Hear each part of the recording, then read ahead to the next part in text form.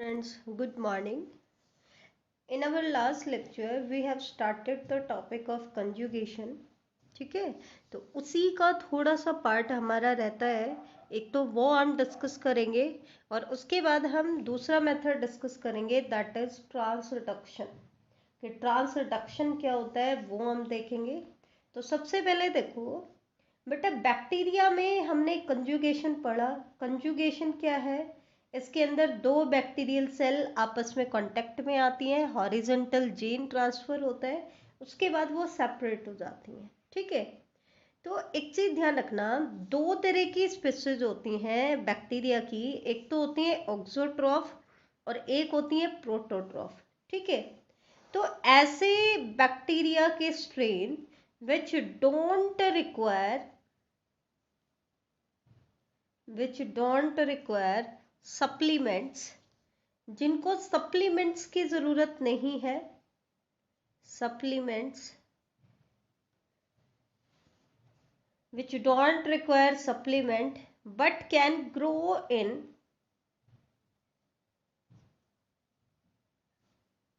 minimal media, जो एक minimal media पे ग्रो कर जाती हैं, जिनको किसी सप्लीमेंट की ज़रूरत नहीं है, स्पेशल न्यूट्रिएंट्स की ज़रूरत नहीं है, जो एक बेसिक मीडिया पे ही ग्रो कर जाते हैं, ऐसी बैक्टीरियल स्ट्रेन को कहा जाता है प्रोटोट्रोफ्स, या इन्हीं को हम कहते हैं बेटा normal type,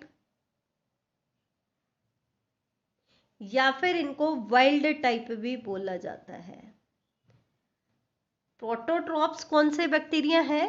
which don't require any supplement in the media and they can grow in a minimal media, जो एक मिनिमल मीडिया पे ग्रो कर जाते हैं, उनको हम क्या कहते हैं? प्रोटोट्रॉफ कहते हैं। ठीक है, इसके विपरीत ऑक्सोट्रॉफ्स क्या होते हैं? these bacteria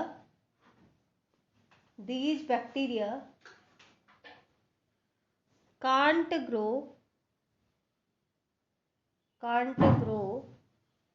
on minimal media। तो जो एक मिनिमल मीडिया पे ग्रो नहीं कर सकते हैं, बिकॉज दे रिक्वायर सप्लीमेंट्स, क्योंकि इनको किसकी जरूरत होती है? सप्लीमेंट्स की जरूरत होती है। ठीक है, तो ऐसे बैक्टीरिया को हम क्या कहेंगे बेटा? ऑक्सोट्रॉफ, या हम कहते हैं इनको म्यूटेंट भी कहते हैं। एक्चुअल में जो वाइल्ड टाइप के जो बैक्टीरिया होते हैं वो नॉर्मल मीडिया पे ग्रो कर जाते हैं, लेकिन म्यूटेशन से जो म्यूटेंट बनते हैं वो नॉर्मल मीडिया पे ग्रो नहीं करते हैं, उनको किसी सप्लीमेंट की ज़रूरत होती है। जैसे कि अगर हम एग्जांपल लें ई कोलाई की, तो बेटा जो नॉर्मल ई कोलाई है, इट डजंट रिक्वायर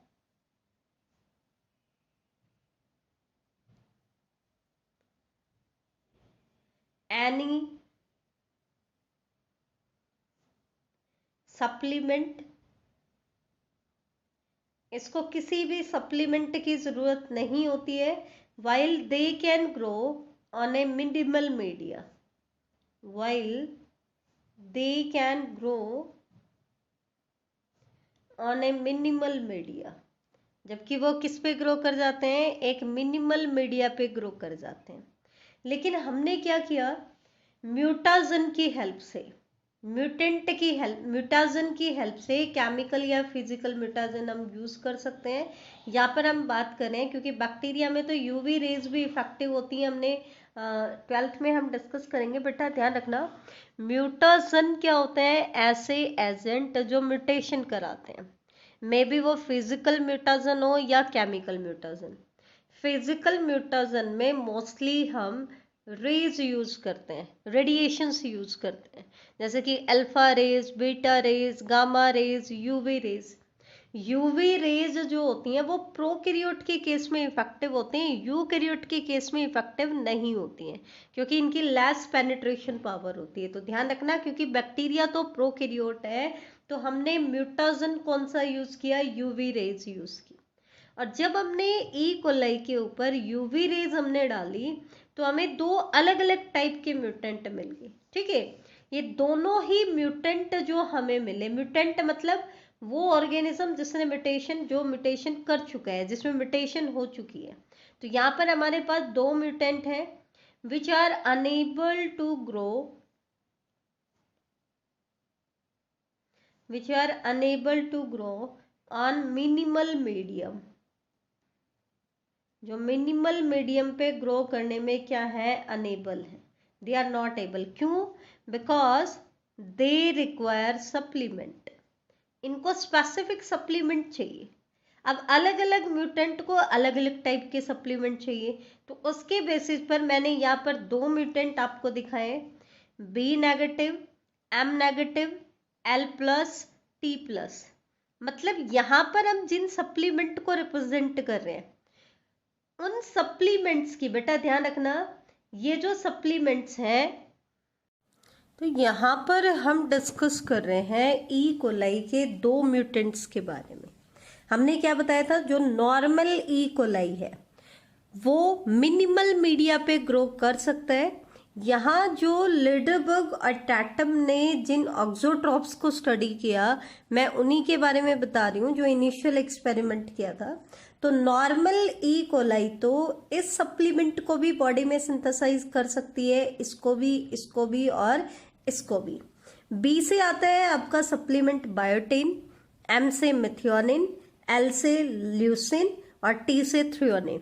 तो नॉर्मल ई कोलाई जो प्रोटोट्रॉप्स है, it has the ability to synthesize all these in the body. तो उनको तो बाहर से सप्लीमेंट लेने की जरूरत नहीं है। लेकिन जो दो म्यूटेंट उन्होंने बनाए, तो दो डिफरेंट टाइप के म्यूटेंट्स उन्होंने बनाए which are unable to grow on minimal media, जो मिनिमल मीडिया पे ग्रो करने में एबल नहीं है। क्यों एबल नहीं है? क्योंकि उन्होंने कुछ सप्लीमेंट को सिंथेसाइज करने की एबिलिटी को लॉस कर दी है।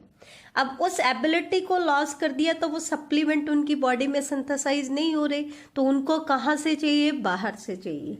ठीक है, तो जैसे कि B negative, M negative, L plus, T plus, इसका मतलब इन दो सप्लीमेंट्स के लिए वो एबिलिटी लॉस कर चुका है। तो इन दो सप्लीमेंट्स उनको कहाँ से चाहिए? बाहर से चाहिए, बॉडी के बाहर से चाहिए। इनको बनाने की एबिलिटी वो लॉस कर चुका है, तो ये उनको सप्लीमेंट्स के तौर पर चाहिए। तो बी नेगेटिव मतलब बायोटिन सिंथेसिस की एबिलिटी को लॉस कर चुका है, मिथियोनिन सिंथेसिस की एबिलिटी को लॉस कर चुका है। तो ये दोनों उसको किस में चाहिए? सप्लीमेंट में चाहिए, ताकि बॉडी में इनकी रिक्वायरमेंट फुलफिल हो जाए। जब तक ये नहीं मिलेंगे तब तक वो मिनिमल मीडिया पे ग्रो नहीं कर सकता है। ठीक है, दूसरी तरफ एक ऐसा म्यूटेंट लिया जिसके पास बायोटिन और मिथियोनिन सिंथेसाइज करने की एबिलिटी तो है, लेकिन उसको सप्लीमेंट के तौर पर क्या चाहिए? Leucine and tryptophan, threonine, leucine and threonine, L से ल्यूसिन, टी से थ्रियोनिन। इसका मतलब इसकी बॉडी ल्यूसिन और थ्रियोनिन को सिंथेसाइज करने की एबिलिटी को क्या कर चुकी है? लॉस कर चुकी है। तो ये न्यूट्रिएंट इसको किस में चाहिए? सप्लीमेंट्स में चाहिए, फूड सप्लीमेंट के तौर पर इसको चाहिए। ठीक है, जब तक सप्लीमेंट में इनको सप्लाई नहीं किया जाएगा तब तक ये उस मीडिया पे ग्रो नहीं कर पाएंगे। ठीक है, तो व्हेन दीज म्यूटेंट्स, ये जो दोनों म्यूटेंट्स थे, इसको उसने सेपरेटली मिनिमल मीडिया पे ग्रो कराया। ठीक है, तो उस केस में तो इनमें से किसी ने भी ग्रोथ नहीं की। क्यों नहीं की? क्योंकि इसको तो बायोटिन और मिथियोनिन चाहिए था और इसको ल्यूसिन और थ्रियोनिन चाहिए था। तो फिर उसने क्या किया बेटा? इन दोनों म्यूटेंट को मिक्स कर दिया और मिक्स करके उसने मिनिमल मीडिया पे ही ग्रो कराया। मिनिमल मीडिया दिया और मिनिमल मीडिया पे B negative, M negative, L positive, T positive और B positive, M positive, L negative, T negative, इन दोनों को मिक्स करके ग्रो कराया। तब उसने क्या देखा कि जो अगर हमने इन दोनों म्यूटेंट्स को मिक्स करके ग्रो कराया तो they can grow on minimal media. तो हाउ इट बिकेम पॉसिबल? ऐसा कैसे पॉसिबल हुआ? तो ऐसा किसकी वजह से पॉसिबल हुआ बेटा? Due to conjugation. Donor bacteria ने उन जीन को रेसिपिएंट में ट्रांसफर कर दिया जिसको वो सिंथेसाइज नहीं कर सकता था। तो हमारे पास प्रोटोट्रॉप्स की मिक्सिंग से ऑक्सोट्रॉप्स की मिक्सिंग से हमारे पास एक ऐसी बैक्टीरिया की कॉलोनी मिल गई जो अब कैसी हो चुकी है, प्रोटोट्रॉफ। कैसे? By conjugation. ठीक है, तो ये से ध्यान रखना। ये था initial experiment which was carried by Lederberg and Tatum. तो ये तो था बेटा हमारा कॉन्जुगेशन के बारे में। अब हम बात करेंगे ट्रांसडक्शन के बारे में। ठीक है, ट्रांसडक्शन का मतलब क्या होता है? दो बैक्टीरियल सेल के बीच में, जैसे हमने कंजुगेशन में तो क्या पढ़ा, दो बैक्टीरियल सेल के बीच में जो जीन का ट्रांसफर हो रहा था वो कंजुगेशन ट्यूब की हेल्प से हो रहा था। लेकिन अगर दो बैक्टीरियल सेल्स के बीच में जीन का transfer by the agency of virus हो, वायरस के थ्रू हो, किसके थ्रू हो? वायरस के through.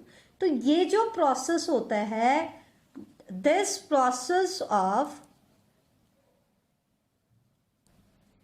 carrying over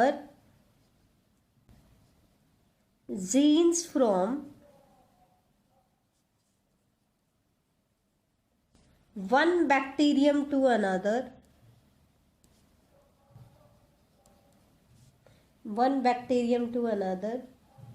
through the agency of virus.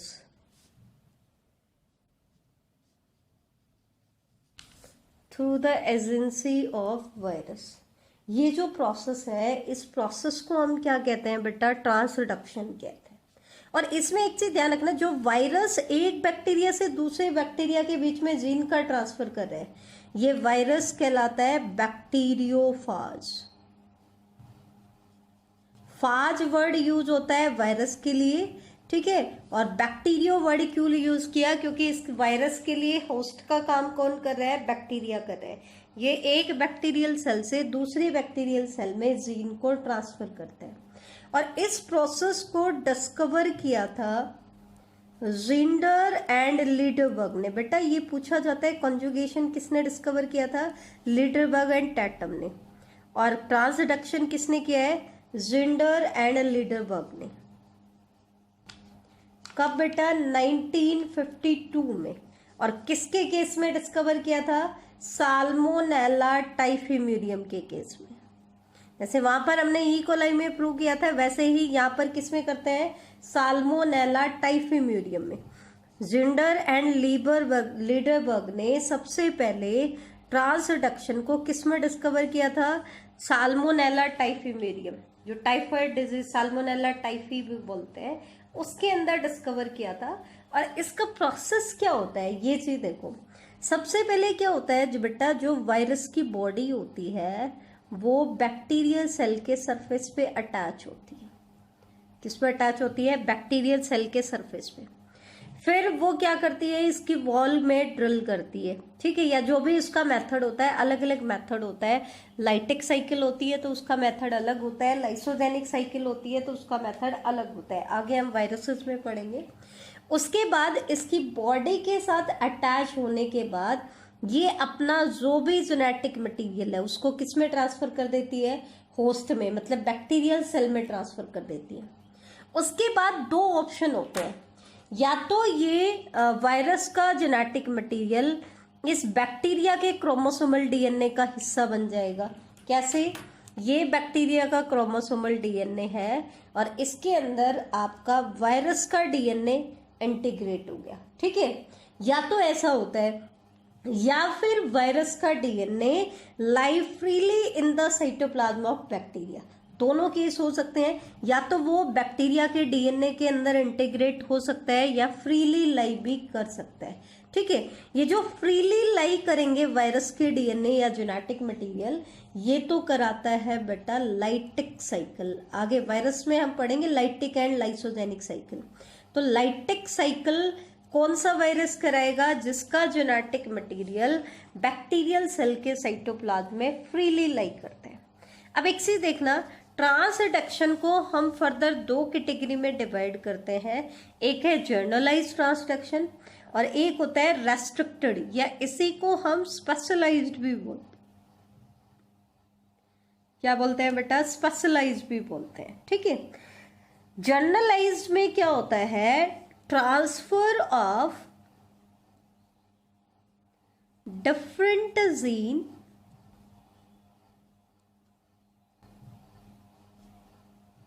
At different time. इसमें अलग अलग टाइम में अलग अलग जीन का ट्रांसफर होता है, ठीक है।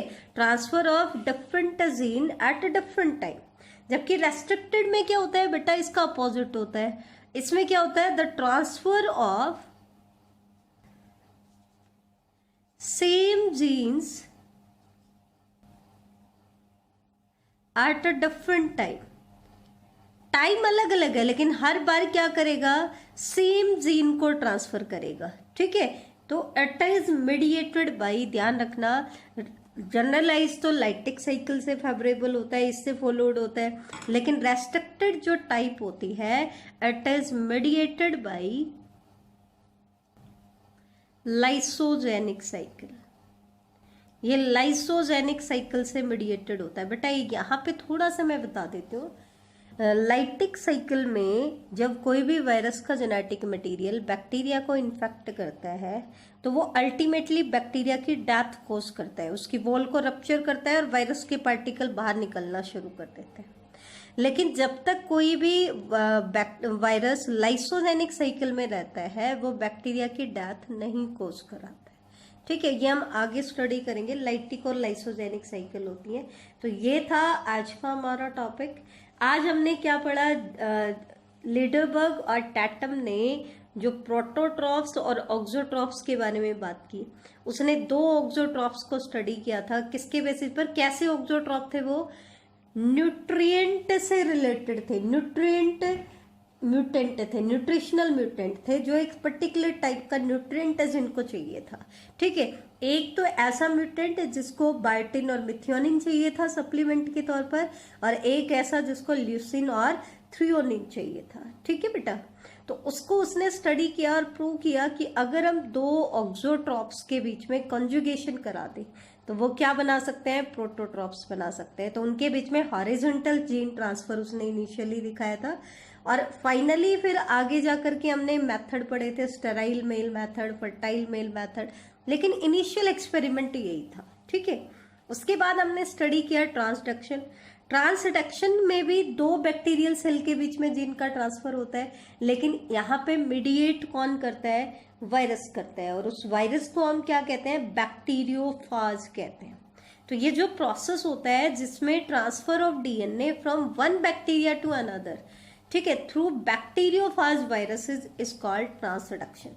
बेटा बैक्टीरियोफाज से ही तुम्हें क्लियर हो जाना चाहिए, एक ऐसा वायरस जिसका होस्ट क्या होगा? बैक्टीरिया होगा, जो किसके ऊपर अटैक करेगा? बैक्टीरिया के ऊपर।